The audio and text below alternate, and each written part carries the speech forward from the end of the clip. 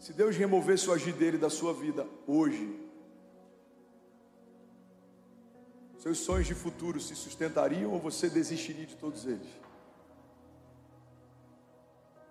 Se Deus removesse o agir dele da tua vida hoje, o que você já tem hoje, desmoronaria ou continuaria de pé? Esse é um bom termômetro para a gente entender o nível de dependência que a nossa história tem com Deus. Se Ele é o pilar fundamental de tudo que a gente está construindo, se Ele é removido, nada se sustenta.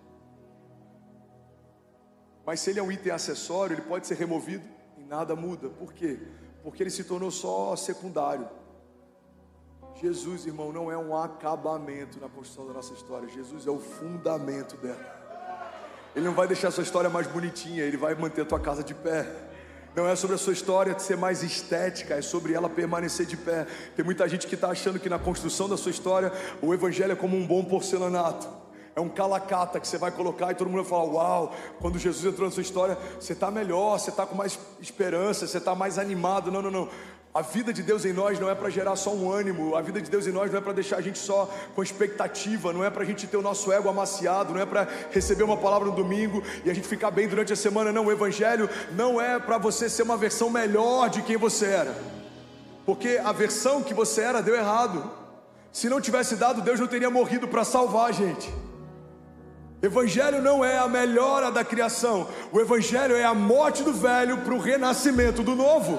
As coisas velhas precisam morrer para que o novo de Deus nasça. Então guarda isso, irmão. Deus não quer melhorar você, Deus quer matar você. Deus não queria melhorar o André com 17 anos. O André com 17 anos, aquele André não tinha valor, não prestava. A mentalidade era caída, os sonhos eles eram sonhos que não apontavam para Deus. Tudo que eu sonhava, o que eu fazia, o que eu me movia, o meu caráter, aquilo ali não tinha valor. Então quando Deus entrou na minha história, precisou morrer o André que eu me tornei, para que pudesse nascer o André que Deus sempre quis que o André fosse. É o novo nascimento. A partir de Cristo as coisas velhas ficaram para trás e tudo se fez novo. Você está comigo? Diga amém. Eu estou com um problema sério agora, diante de Deus, eu não estou brincando. Faltam 3 minutos e faltam 4 tópicos, eu não sei o que eu faço. Vocês conseguem ficar, alguém que queira, claro, consegue fazer uma dobradinha para o segundo culto ou vir à noite? Levanta aqui quem conseguiria voltar à noite, levanta a mão de verdade, deixa eu te ver, isso. 50 pessoas, alguém consegue assistir online pelo menos à noite, se você não puder vir? Você faz esse compromisso então, se você não puder vir, você assiste online à noite. Eu creio que Deus vai derramar mais sobre a gente, você crê nisso? Você pode celebrar Jesus no seu lugar? Então deixa eu correr, irmão. Jesus. Faz um favor para mim, produção. Coloca 10 minutos, eu vou finalizar em 10 minutos. E vai dar certo, amém? Então vamos lá, segundo tópico, eu vou bem rápido agora, velocidade 2 do WhatsApp. Por favor, me acompanha. Segundo pilar fundamental para ter uma fé ousada, fala comigo, convicção. Eu tinha uma crise... Eu confesso que eu cheguei a pensar em nunca mais pregar. Quando eu vivi uma série de pregações consecutivas em que eu pregava sobre o que eu estava vivendo, eu pregava sobre o que eu cria, eu pregava sobre o que o Evangelho fala, mas alguns lugares que eu estava pregando, as pessoas não celebravam as boas novas, as pessoas não reagiam àquilo que Jesus estava fazendo, as pessoas não tinham expectativa em relação ao sobrenatural. E eu lembro como se fosse hoje, irmão, um dia, eu tinha acabado de pregar numa igreja em Brasília, eu fui pro hotel, e eu comecei a questionar a Deus, eu falei: Deus, eu não te pedi para ser um pregador, eu nunca me vi como um pregador, eu nunca sonhei em ser um pregador, foi você que me chamou para pregar, mas eu estou em crise, porque as pessoas ouvem aquilo que a tua palavra diz e elas não creem nisso, elas não celebram isso. E Deus me deu uma chave que mudou a minha história. Se alguém quer ouvir, diga amém. Eu disse: por que algumas pessoas não celebram as boas novas? Deus me disse algo tão simples, mudou todo o meu entendimento. Ele disse: filho, algumas pessoas não celebram as boas novas porque não acreditam nelas. Algumas pessoas não celebram milagres porque não acreditam mais neles. Algumas pessoas não celebram a graça e o favor financeiro, por exemplo, quando a gente está profetizando no momento das ofertas, porque não acreditam nisso. E aí Deus me deu uma chave que mudou a minha história, quero compartilhar com você, irmão. A ausência de alegria em relação ao milagre é a expressão da ausência de confiança em relação àquilo que Deus pode fazer. Pega isso aqui, não se distrai. Se você não consegue se alegrar antes de ser palpável o teu milagre, você não está se movendo em fé. Porque celebrar depois que acontece não é fé, celebrar depois que acontece é óbvio. Seu bebê está sendo sustentado no ventre, você já teve alguns abortos espontâneos, você está lá lutando para manter ele. Uau, nasceu, vamos celebrar. Isso não é fé, isso é óbvio, ele nasceu, está no teu braço, você viu, aconteceu. Você precisa fechar o negócio, você está ansioso, você está desesperado, você está angustiado, você está murmurando, você está reclamando. Uau, assinaram o papel, o negócio foi fechado, vou celebrar. Isso não é fé, isso é óbvio. A fé é uma dinâmica de antecipação, é tratar as coisas que não são como se já fossem. A fé é fazer uma festa para celebrar aquilo que vai acontecer antes de acontecer. A fé é caminhar como um príncipe, sabendo que as promessas de Deus, o Rei dos Reis, já repousam sobre você. E mesmo que os olhos naturais não consigam ver, aos olhos de Deus já aconteceu. A fé, irmão, é celebrar antes de chegar, é celebrar antes de abrir, é celebrar antes de ver, é celebrar antes de tocar. Alguém comigo aqui, pelo amor de Deus, diga: eu creio que pela fé, diga, aquilo que Deus prometeu já é uma realidade. Mesmo que os meus olhos não vejam, diga: pela fé, eu creio que já é real. Diga: não vai acontecer, já aconteceu. Você pode celebrar Jesus no seu lugar. Aleluia, aleluia. Celebrar depois é óbvio, irmão. Fala para quem está do seu lado: celebrar depois que acontece é óbvio. Eu estava tomando café da manhã com um casal da nossa igreja e eles falaram: pastor, eu tenho que te dar um testemunho.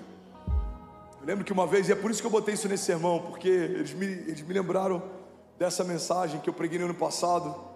Eles falaram: eu lembro que você estava pregando e você falou que celebrar depois de acontecer não é fé, é óbvio. Você lembra disso? Eu falei: lembro.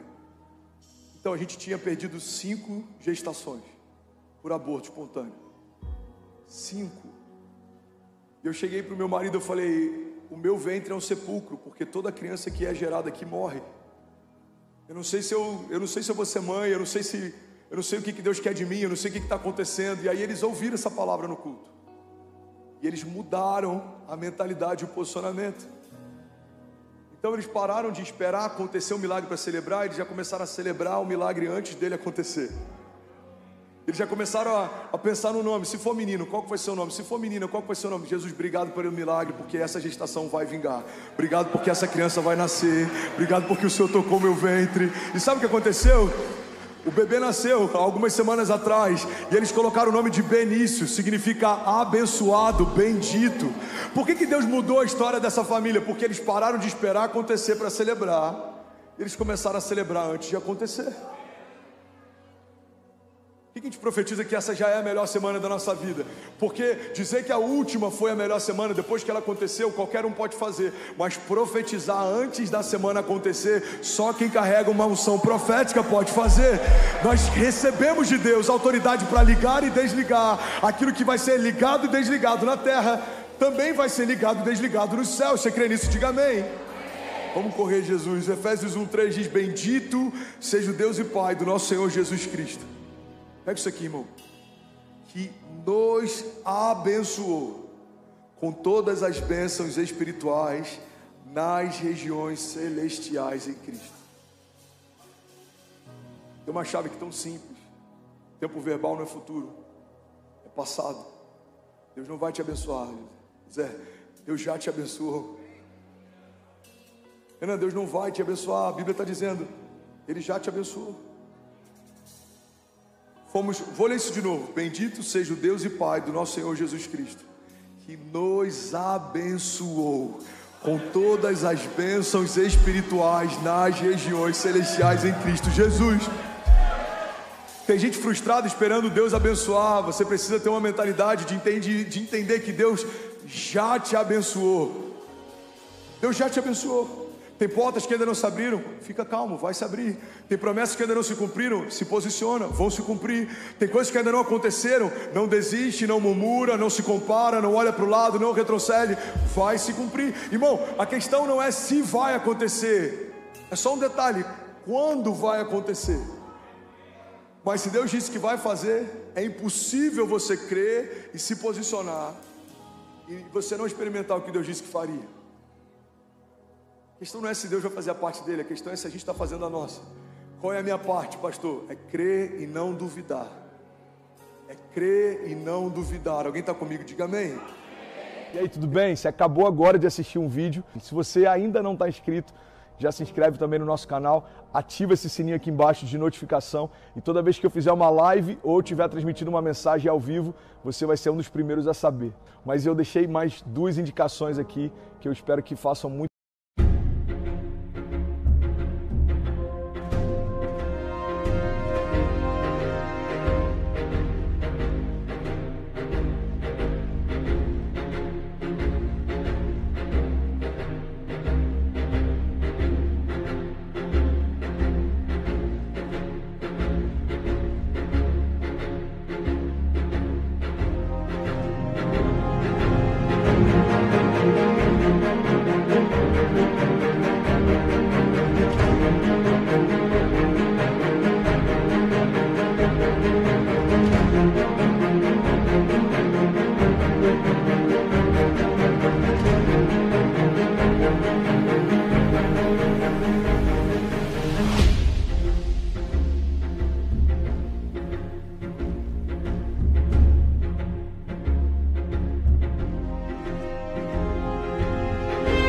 Sentido para você, então já aproveita e clica para assistir a próxima mensagem, beleza? Seja bem-vindo ao time de incendiários e eu espero de verdade que essas mensagens mudem a sua vida como elas têm mudado a minha também. Até a próxima, valeu!